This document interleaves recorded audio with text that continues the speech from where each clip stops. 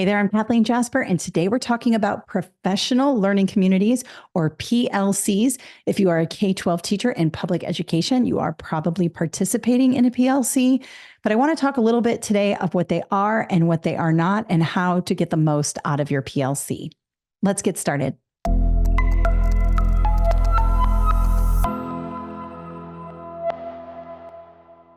All right, so in public education, if you are teaching at any grade level, you are most likely participating in a professional learning community.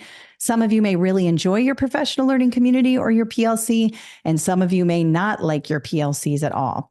When I was an assistant principal at the high school level, I, along with another assistant principal, were in charge of implementing PLCs. This is when they kind of first started. Now they're used all the time. And we really enjoyed the process. We had a lot of autonomy when we were developing this program. And we noticed some things that really helped our teachers and worked for our teachers. And I wanted to share those with you today.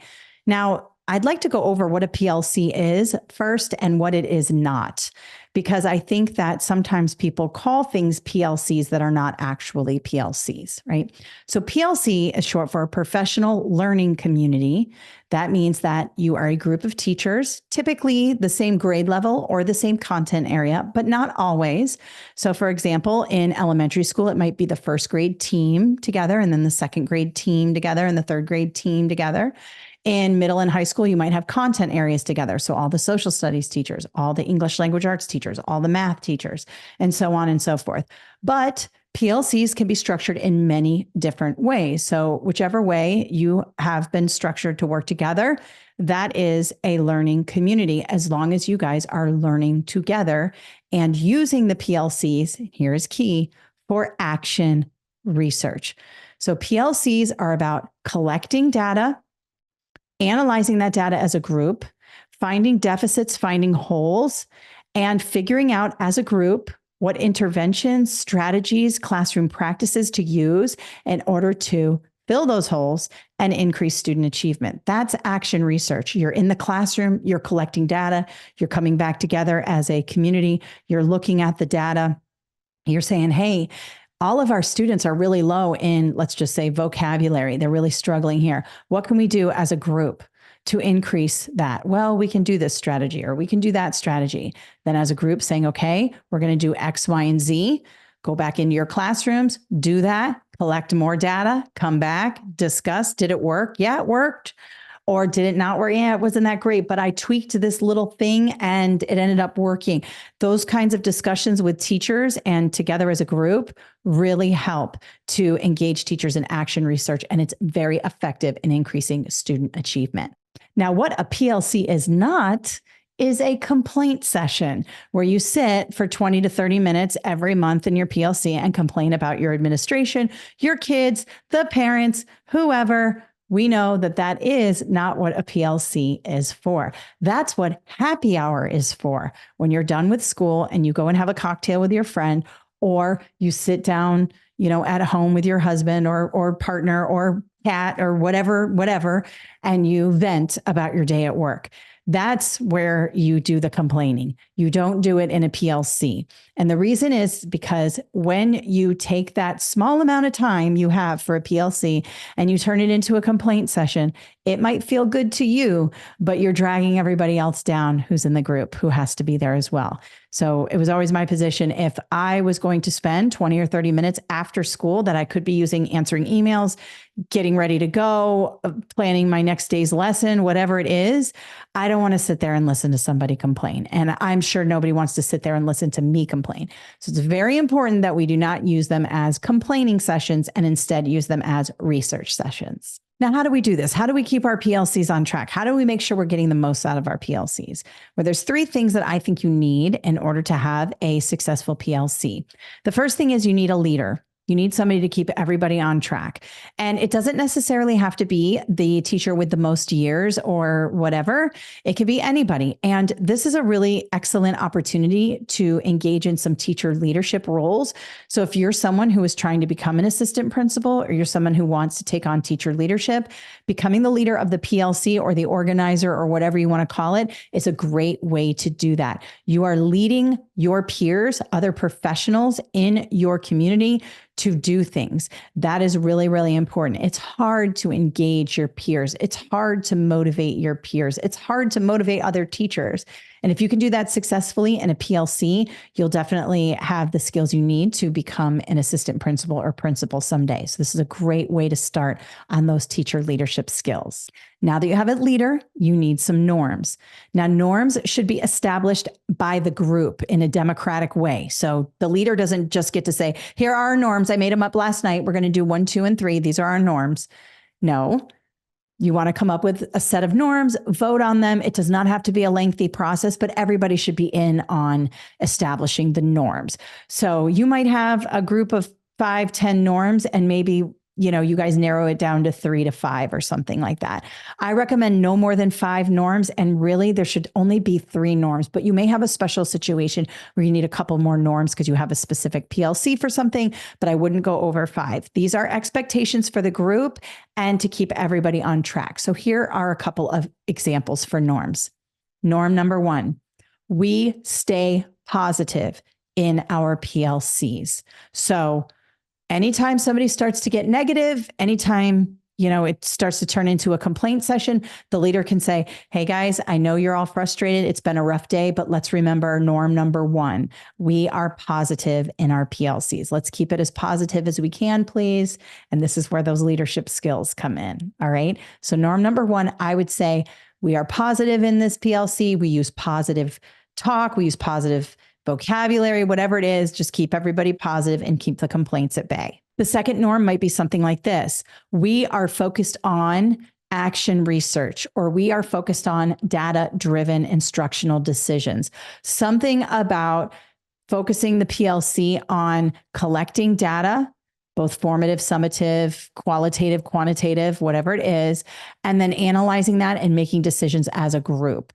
That will keep you on track as action researchers and keep you away from other things that are best suited for like a department meeting. We're not going to talk about, we need more supplies in the science department during our PLCs. That's not what a PLC is for. That's what the department meeting is for, when you all get together and talk about department needs. A PLC is about action research, so your norm should say something about that. And the last norm might be something like, we are focused on student achievement, or our main goal is increasing student achievement or closing the achievement gap in English language arts, whatever you want it to be.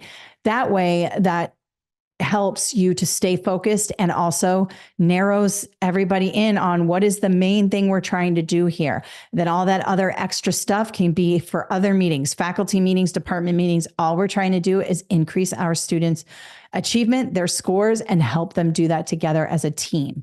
And so those are 3 norms I might use. You might have other ones. It depends on your department, but I would use those 3 norms, have them printed, maybe on the agenda, which I'm going to talk about next, or on the board, written on the board every time you guys meet. Maybe it's your classroom you meet in, have them on a flip chart, whatever it is. Make sure the norms are visible. And I recommend going over them at the beginning of each PLC, taking 30 seconds to say, norm number 1, we are positive. We stay positive in this PLC. We don't speak negatively about X, Y, and Z.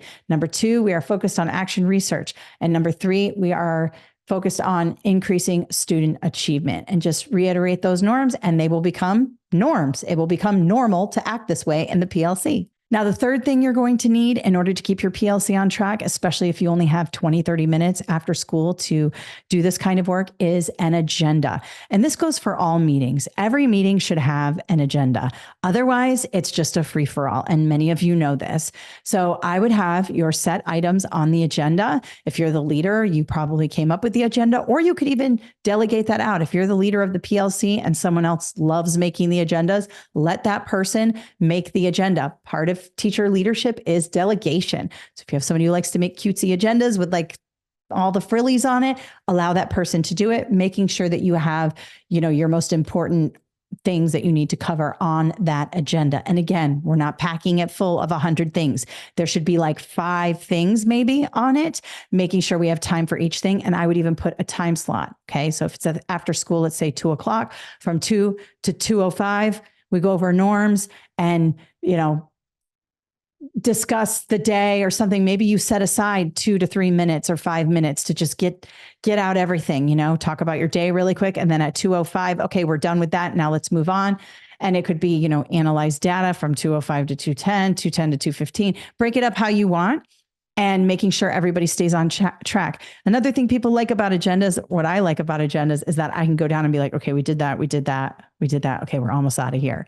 Because people are tired. PLCs are wonderful. I loved participating in my PLCs. But the thing is, I want to go home. So having an agenda and being able to check off all the things that we talked about and staying on track makes me feel really good about a meeting. And it will make others feel good about a meeting too. So make sure you have an agenda for your PLC. Now, let me give you an example of like a semester's worth of PLCs, or maybe even a year's worth of PLCs, and how we did it at the school I worked at. So when I was the assistant principal, I and another assistant principal went through and kind of helped implement PLCs in the school. Now, this is a while ago. This was over 10 years ago. So this is when PLCs, they didn't just first start at this time, but they were relatively new. And we wanted teachers to engage in the PLCs, and we needed teachers to buy into it. And so we wanted to help teachers feel successful in the PLC. So we worked really hard on implementing them properly. So what we did was we had the teachers break up by content area. So high school, obviously, you're going to have all the English teachers, all the math teachers, all the science teachers, social studies, all of that. And like I said before, in elementary, you might have teams, first grade, second grade, third grade. It just depends on the school. For us, it was by content area. Then what we did was we had those teachers print off their test specifications for the state test at the end of the year and the standards that correspond with that. Now, some content areas did not have a state assessment, like PE does not have, in many states, does not have a state assessment. Art does not have a standardized state assessment, but math does, social studies does, science does, ELA does, and so on and so forth. So if they didn't have a state assessment at the end of the year, we just had them look at their standards. But for all the content area teachers, those core academic teachers, they had the test blueprint for their end of the year exam given by the state and the standards that go along with it. And what we did for the first PLC, obviously we had the leader run it, and then they had their norms and they went over their agenda. So the first PLC was really just kind of establishing the norms and figuring out how they're going to run their PLCs. And then the second PLC is when they got in and looked at these documents.